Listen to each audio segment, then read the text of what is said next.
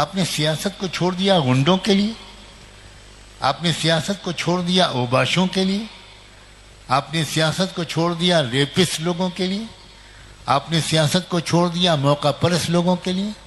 ہمیں رہنمائی کرنی پڑے گی. امام مالک کیوں کو کوڑے مارے گئے؟ امام احمد بن حنبل کو کیوں جیل میں ڈالا گیا؟ امام مالک کو کیوں خچر پر بٹھایا گیا؟ امام ابو حنیفہ کے سر پر کوڑے کیوں مارے گئے؟ وہ پڑھاتے رہتے حدیث و فقہ؟ نہیں، سرکار کی غلط پالیسیوں پر انہوں نے آواز اٹھائی.